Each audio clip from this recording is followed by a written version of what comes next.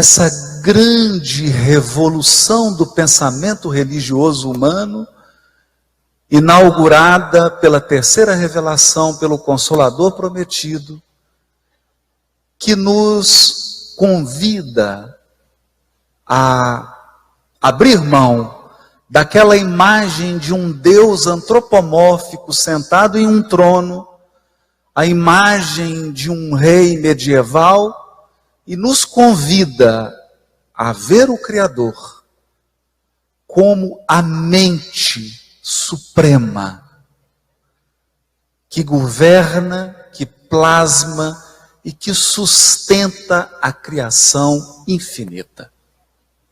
Lembrando que na terminologia do benfeitor Emmanuel, pensamento não significa apenas cognição, intelecto.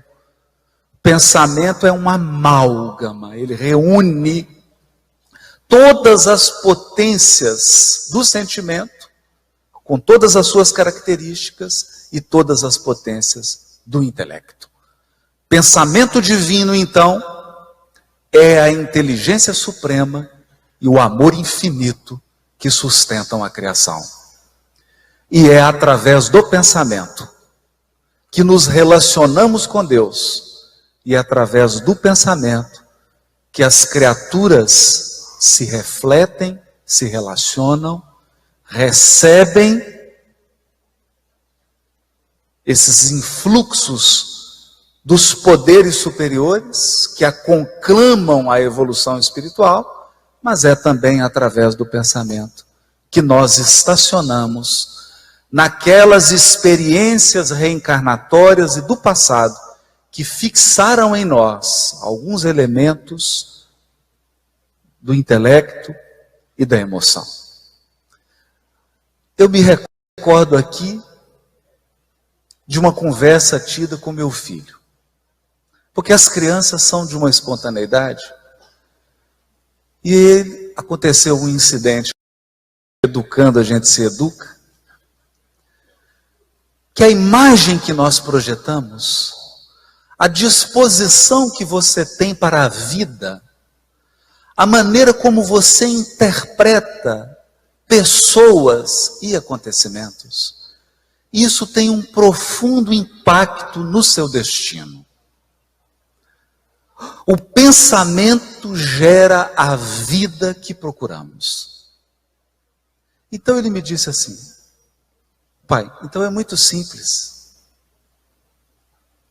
Basta a gente mudar o pensamento. Não é que ele não tenha razão. É tão bom ser criança, porque a gente consegue enxergar toda a fala que o Adeilson me deu aqui, de 1h10, nessa frase. Então basta que você mude o seu pensamento, e a sua vida será renovada. Acabou a palestra. Bom dia. Vamos chamar o Silvério para cantar mais. Acontece que, como dizia Leonardo da Vinci, a simplicidade é o mais alto grau da sofisticação. Só consegue ser simples quem já equilibrou todos os elementos. Quem já conseguiu aquela síntese preciosa, fruto da experiência, do trabalho árduo, das lágrimas, das alegrias, da dedicação, da entrega. A simplicidade é o coroamento de tudo, de uma carreira profissional, de um relacionamento, de uma palestra, de qualquer coisa que façamos. Recentemente eu vi um programa e um grande músico dando uma entrevista, e ele contou uma história saborosa. Diz que um músico antigo tocava em um bar. Enquanto a cantora entoava aquelas notas lindas, ele lá na sua guitarra dava 1, 2, 3 notas, colocava um acorde no ponto. Mas certo dia ele adoeceu, e não podia tocar. Ele foi, sentou no canto e levou um jovem. E o jovem chegou todo entusiasmado. A cada segundo o jovem dava 10 notas na guitarra. E aquele tanto de acorde, aquele tanto de nota, e o público foi ficando alvoroçado, foi ficando animado com aquela empolgação do jovem. Quando acabou o show, o dono do bar foi lá para o músico mais velho e falou assim: mas olha, você está me enganando. Há muitos anos eu te pago aqui, você vem, dá uma notinha, coloca um acorde, vem o jovem aqui, dá esse tanto de acorde, esse tanto de nota, você tá me enganando. Ele falou assim: não estou te enganando, é que as notas que ele está procurando eu já encontrei.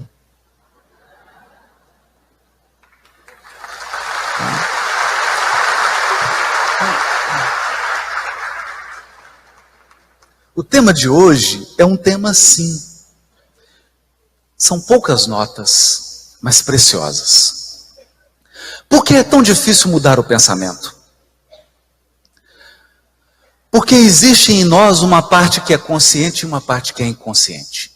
Há um texto enigmático, aliás, de resto, como todos os textos do Evangelho de João, mas especialmente esse do capítulo 8 do Evangelho de João. Jesus tem uma conversa franca, dura, e quando Jesus quer ser enérgico, ele sabe ser enérgico. Os fariseus o acusavam de heresia, de ser um revolucionário que vinha mudar os costumes, que vinha desrespeitar a revelação.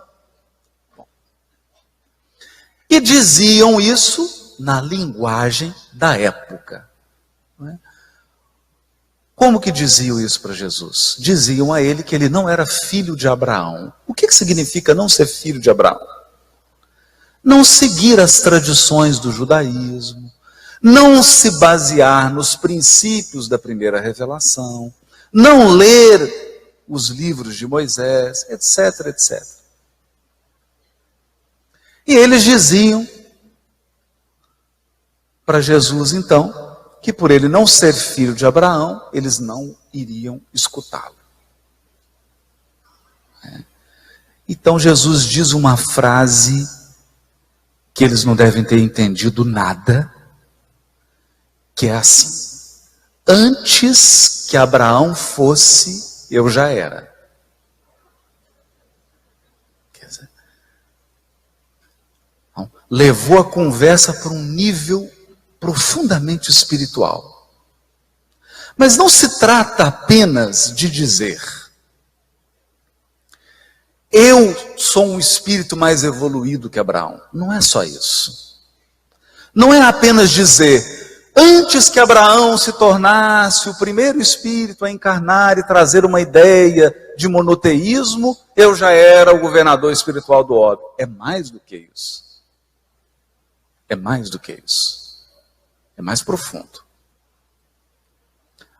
O certo é que os fariseus não entenderam nada. E responderam assim: o quê? Você, que não tem nem 50 anos de idade, né? Deram uma estimativa alta, é antes do que Abraão? Quer dizer, fizeram uma interpretação literal. De fato, como a maioria de nós caíram nessa armadilha de interpretar textos simbólicos de forma literal, que é uma pena. Pessoas, às vezes, com alta inteligência, pegam textos e interpretam literalmente. E fazem estrago. Fizeram isso. E disseram para Jesus assim: nós temos por pai a Abraão. E é interessante Jesus, porque assim, Jesus aperta mesmo. Como ele percebeu que os fariseus não tinham entendido nada, ele falou assim: agora que eles não vão entender mesmo. E disse para os fariseus: não, vós tendes por pai ao diabo, e vos esforçais por fazer a vontade dele, do diabo. Ele foi homicida desde o princípio, Eu acho que, mais ou menos como está acontecendo agora, o fariseu um deve ter olhado para o outro e falou assim, o que ele está falando? Tu imagina alguém virando assim, você entendeu alguma coisa? Eu falei, não entendi nada. Eu falei, vamos parar de discutir com ele, porque esse homem é louco mesmo. Ninguém entende o que ele fala, nós estamos perdendo nosso tempo. Não entenderam nada. Nada. Mas aqui Jesus abordou um tema que nós consideramos extremamente relevante para nós hoje. Abraão já foi, hoje nós já entendemos esse símbolo do diabo, não é? Já conseguimos entender isso melhor.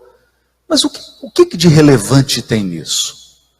A fala de Jesus se refere a uma personagem da literatura bíblica chamada Caim, o primeiro homicida. Na história da literatura bíblica, se você pegar lá o texto, eu não estou falando da história humana, pelo amor de Deus, nós estamos falando da literatura bíblica. A primeira personagem que se entrega ao homicídio, o homicídio do próprio irmão, é Caim. Essa história começa aí com a serpente, que é chamada de diabo, que é o adversário, né? Diabolos. Em grego é adversário. Adversário. Então, se você mora em Belo Horizonte e torce para o Atlético, o diabo é o Cruzeiro. Se você torce para o Cruzeiro, o diabo é o Atlético. Eu, como torço para o América, é um time que está na segunda divisão há muitos anos, um time que não me dá problema, não me dá trabalho, eu estou sem diabo há muito tempo.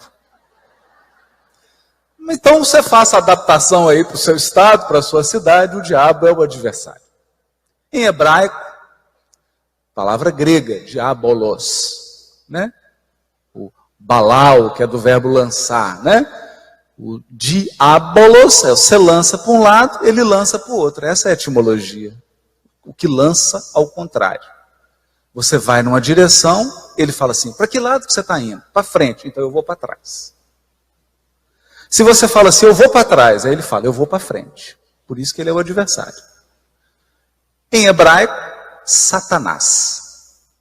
Gente, não é para ficar com medo não, por isso que eu pedi para o Silvério cantar, para deixar todo mundo animado, não é?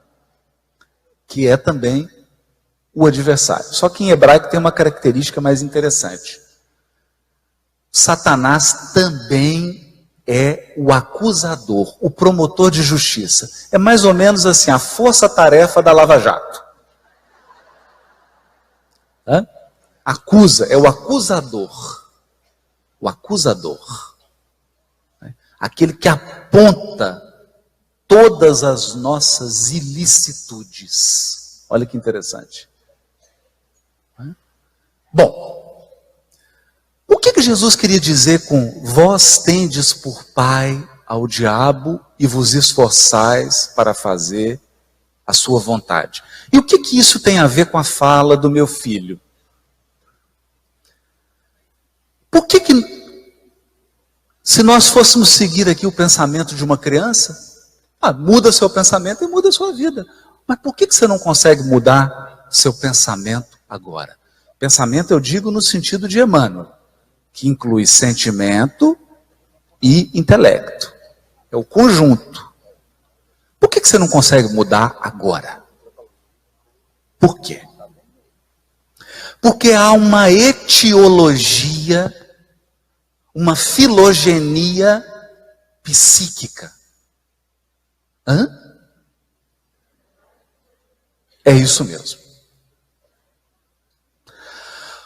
Hoje em dia, todo mundo viu o Rossandro falar, o Alberto, o pessoal que é da área, não é a minha área, mas esse tema tem tomado até os ambientes judiciais, né? Hoje as varas de família, na conciliação das varas de família, nós já temos constelação familiar.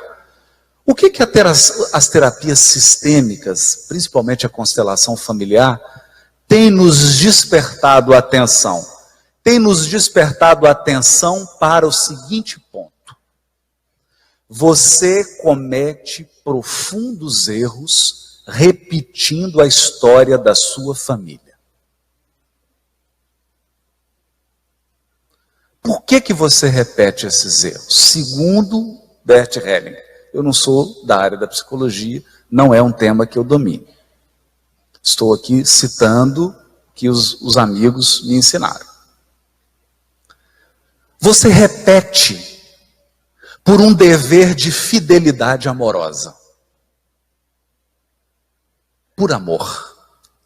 É óbvio que um amor adoecido. Você repete a história. Então, se nós fizermos aqui um inventário da história da sua mãe, da história do seu pai, da história dos seus avós paternos, dos seus avós maternos, dos seus bisavós paternos, dos seus bisavós maternos, da história ali dos seus tios, tias. Nesse conjunto dá para tirar a sua história.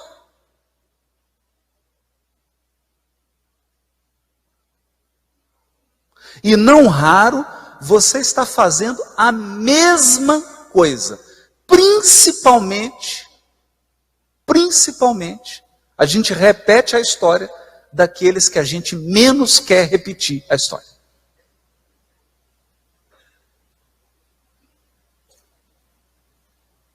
Então esse é um ponto forte. Agora vamos acrescentar um pouquinho mais de nitroglicerina na constelação familiar.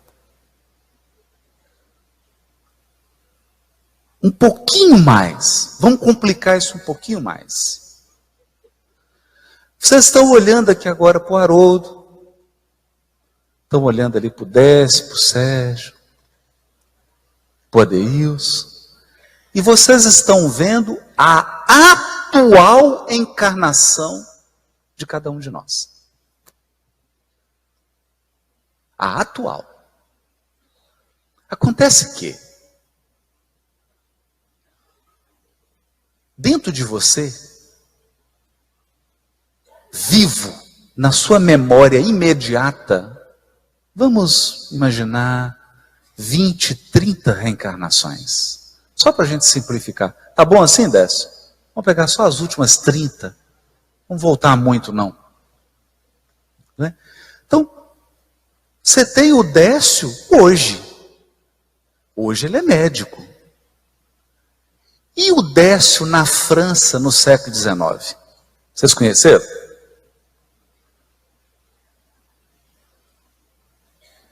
Só que esse Décio, que não era Décio, né? Outro nome, né?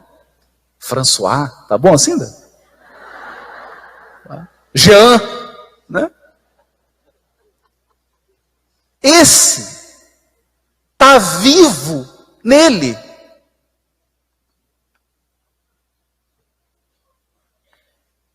Essa encarnação está viva em mim, em você.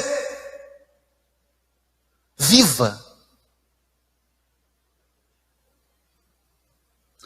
E a memória tem uma coisa fantástica. Você só se lembra daquilo que te emocionou profundamente. Então, se eu te perguntar assim, o que você tomou de café da manhã, dia 4 de abril de 2003? Você não vai lembrar, claro, não vai lembrar. Não é? Mas se eu te falar assim, que dia desencarnou aquele seu parente que você adorava, que era uma referência para você? Você fala o dia, você fala a hora, você lembra do tempo, você lembra do clima. Então significa que a nossa memória reencarnatória ela é seletiva. A gente, olha a palavra bonita do Emmanuel, porque se eu fosse falar aqui, eu ia usar um vocabulário Porque o Kardec diz que você reconhece o nível do espírito pela linguagem dele. Então eu não vou usar a minha, vou usar a do Emmanuel, que é melhor, né? Emmanuel diz assim: estacionamos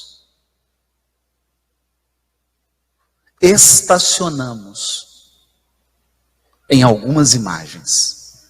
Estacionamos. Então seria interessante, e no mundo espiritual esse estudo é feito, olha que interessante. Os amigos espirituais pegam assim suas últimas 5 encarnações e avaliam como são seus relacionamentos afetivos. Você vai ver que é a mesma coisa nas últimas 5 encarnações. Não raro com as mesmas pessoas, é engraçado. E os mesmos erros. É isso que Jesus quis dizer: vós tendes por pai ao diabo. Quem que está inspirando o seu psiquismo? É seu passado?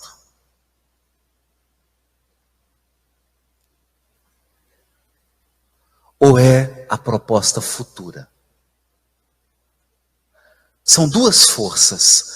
Tem uma que está puxando você para trás, para repetir padrões. E tem outras forças que estão alavancando o seu psiquismo para frente. Qual delas você segue? Esse é o ponto.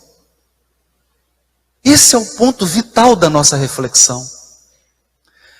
A que tipo de influências você está cedendo? Eu não estou falando de influência da mídia, influência do obsessor, não. Influência dentro de você. Por quê? Porque existe uma multidão dentro de você.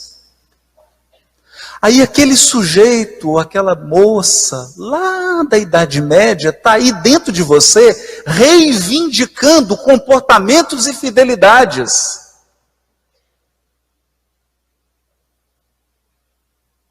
Muitos de nós, companheiros espíritas, estamos aqui no espiritismo, ocupando cargos do movimento espírita e agindo como inquisidores da Espanha.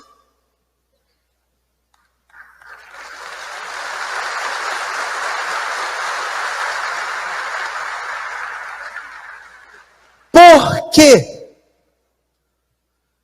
Por fidelidade psíquica. Fidelidade psíquica. Você não quer fazer diferente. Você sabe que tem que fazer diferente, mas não quer fazer diferente. E aí nós chegamos na reflexão do meu filho. Muda. Muda como? Não, sabe por que não é tão fácil mudar? Pelo seguinte. Tem uma coisa no computador que é engraçada. O que você fala assim, o computador está com um vírus, né? Não é o vírus. Senão você vai medicar seu computador, não é isso? O vírus é um programinha. Quando você liga o seu computador, tem um programa que está rodando na tela. É o que está aparecendo. Você abre o editor de texto, você começa a escrever o texto. Mas existe um programinha que roda por trás. Por trás. Esse programinha que roda por trás são aquelas, na linguagem de Emmanuel, abre aspas, aquelas imagens em que estacionamos sob a fascinação dos elementos provisórios que nos escravizam ou que nos escravizam provisoriamente. Tem um programinha que está rodando. Então, simples.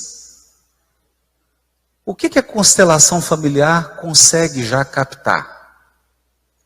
Você chega numa família e olha assim, o avô era violento, o pai é violento, o filho é violento.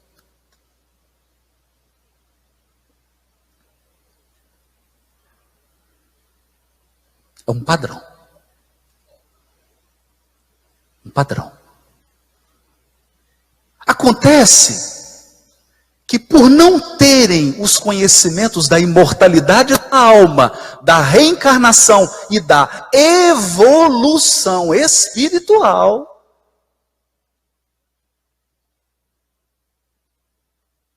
essas terapias ou esses sistemas não conseguem aprofundar mais.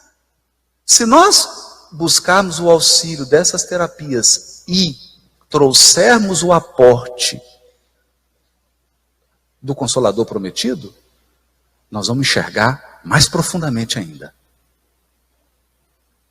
Então, naquele avô, naquele pai, naquele filho, você vai ver espíritos que estão vindo juntos. Você não sabe quem ensinou quem a ser violento. Entendem? Então você pega o menininho aqui, em Recife, uma criança de 8 anos de idade que já apresenta alto grau de violência com as mulheres. Porque o pai dele é violento com as mulheres. Tem histórico até de agressão. Já deu até BO. Você vai pegar o avô? Também. E aí você pega esses 3 espíritos, vai ver que lá nas cruzadas, estavam os 3 lá nas cruzadas, estuprando mulheres, violentando mulheres, juntos.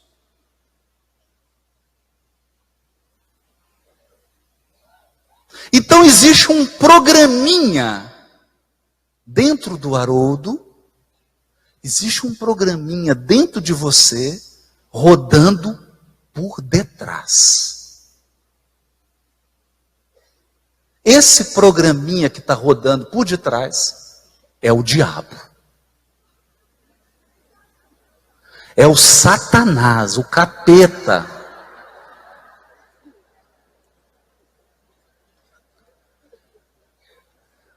Eu tenho uma saudade do Satanás com chifre, pata de bode. Esse Satanás é muito simples, gente.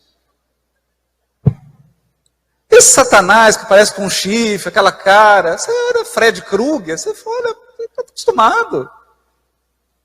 Esse aí não dá medo nem em criança mais. Chega com uma pata de bode, um rabo de não sei o quê, uma pena de... Que saudade dessa época do Satanás. O diabo difícil são esses programinhas que estão aí dentro de você. Então, por exemplo, pode ter um programinha rodando por trás, você não vê. Você não vê. Você não percebe esse programa. Que é o... Vou dar um exemplo, tem milhares, não? São vários exemplos. O programa da vítima. O programa da vítima. Então o que que faz? Sem que você perceba, você adota comportamentos em que você sempre se faz de vítima. E aí o que que acontece? A sua vibração espiritual é assim: ei, por favor, me agrida, que eu preciso ser vítima. Fecha a cara para mim, me cumprimenta mal, faz alguma coisa para eu me sentir vítima, porque senão meu dia vai ficar incompleto. Eu cheguei aqui, essa cantoria toda, essa música, esse sol lindo, esse clima de praia, não tem que ter algum toque de vítima. Eu preciso disso para viver. E aí você começa a adotar comportamentos em que você atrai circunstâncias e pessoas. Atrai circunstâncias e pessoas para confirmar o seu programinha que está rodando por detrás, do detrás. Por isso Emmanuel vai dizer assim: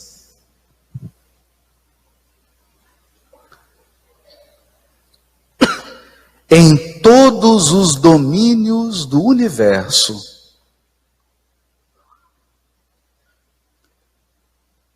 vibra, pois, a influência recíproca.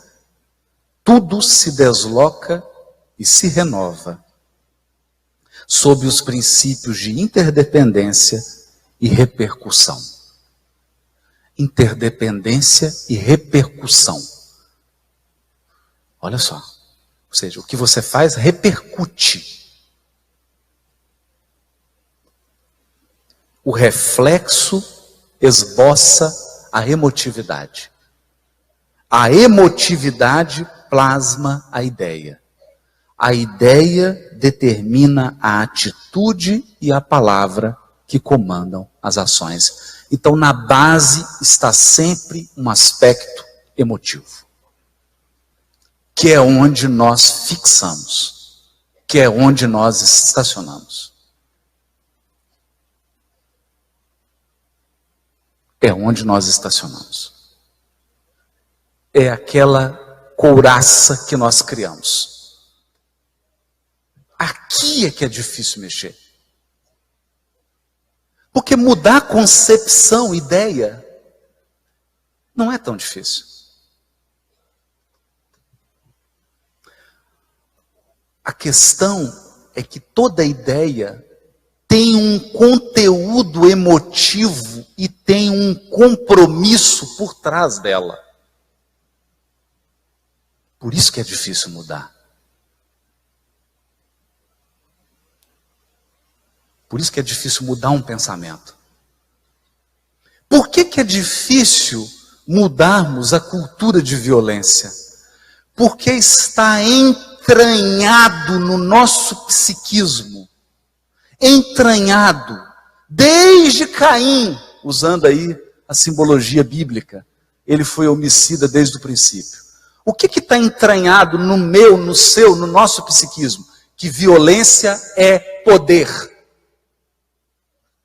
Se você não conseguir com educação, vai na força, não é assim? Está entranhado.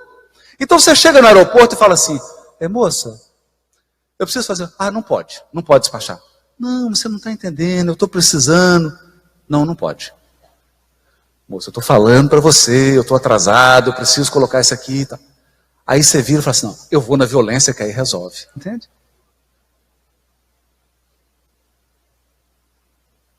Então existe um compromisso psíquico de todos nós com a violência.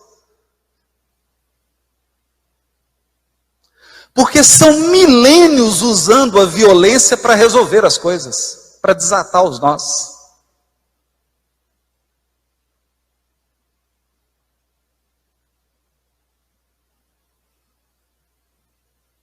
E como é que faz? Então a gente vem aqui e fala sobre cultura de paz e tudo. Mas você chega ali na rua, o programinha que está rodando aí há 5.000 anos dentro de você, sabe, ele funciona da seguinte maneira. Se a pessoa não te ouvir com educação, grita. Se não te ouvir com um grito, enfia a mão. Se não te derem atenção, faz um barraco e um escândalo. Porque a violência resolve todos os problemas.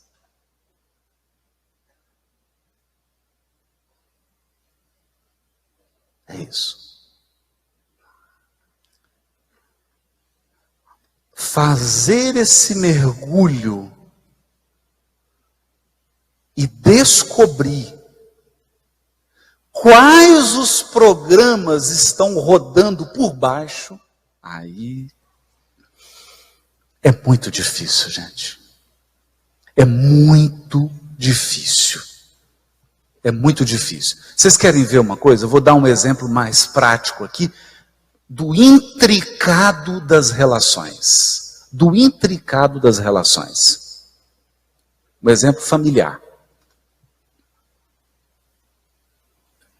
Não da minha, claro, né? O que me faz lembrar um filme do Woody Allen, chamado Poderosa Afrodite. Está tendo um diálogo interessantíssimo. O sujeito chega e fala assim: pai, você não acredita, a minha irmã enlouqueceu totalmente. É mesmo? É. Ela pensa que é uma galinha. Pô, então por que você não interna ela? Porque eu preciso dos ovos.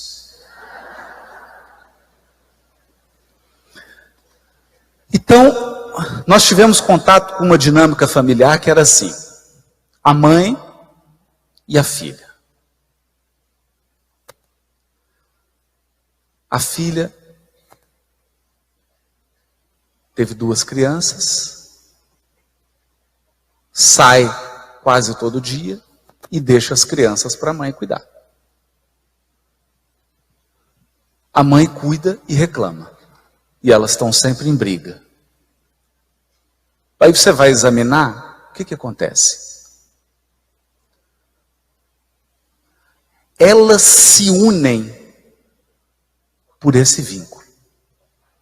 A mãe só consegue se sentir mãe e importante se ela estiver cobrindo esse dever que é da filha, não é dela. Vai entender Deus por quê.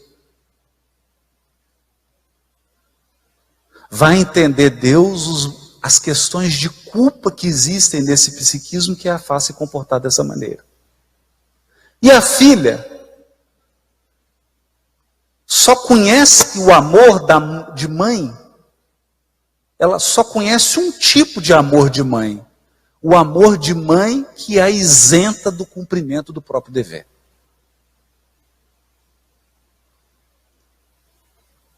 Então é um amor adoecido, mas não adianta. Então você vai chegar lá, vai falar de espiritismo, vai ler as 1019 questões do Livro dos Espíritos, elas vão ouvir, mas que bonito, né? Que coisa linda essas questões do livro. É muito bonita, Deus, inteligência suprema, causa primária de todas. Que coisa linda. Aí acaba o semestre, ela volta para casa. Qual que é o amor de mãe que ela sabe dar? O amor de mãe que tira o dever da filha e assume um dever que não é dela. E a filha só sabe ser amada de um jeito: da mãe que não lhe dá autonomia, que não lhe incute responsabilidade, que assume as suas responsabilidades. E é esse amor que vincula as duas. E se você chamá-las para fazer palestra aqui, elas vão subir aqui e vão falar: mãe não deve assumir os deveres da filha.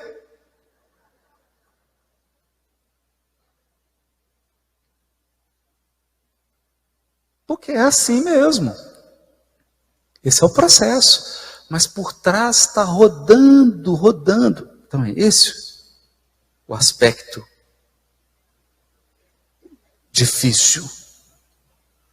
Por isso, Emmanuel, na sua sutileza, quando ele vai falar aqui da mente, que é o espelho da vida em toda parte, emitindo e refletindo, ele diz assim: nos seres primitivos, a mente aparece sobre a ganga do instinto. Então é como se fosse aquele diamantezinho lá em toneladas de cascalho. Nas almas humanas, como é que a mente surge nas almas humanas? Surge no sentido de despertar, de se desenvolver entre as ilusões que salteiam a inteligência. Saltear de assaltar, sequestrar. Nosso processo de aprendizado evolutivo tem sido o processo do assalto. As ilusões assaltam a nossa inteligência. Amordaçam. Então vem uma ilusão e ela tampona sua boca, amarra suas mãos, amarra seus pés, e a sua inteligência não pode funcionar. Por que ela não pode funcionar? Porque a ilusão sabe que Deus se manifesta pela luz da razão. da consciência, da inteligência. Deus é o pensamento divino. Ele nos deu a inteligência para quê? Para aprender a discernir, escolher, administrar, gerir nosso patrimônio evolutivo. E você sabe, quando você erra, é porque a ilusão assaltou, amordaçou a inteligência. Aí o que acontece? Acontece a desilusão. O que é o duro da desilusão? É que você sabia.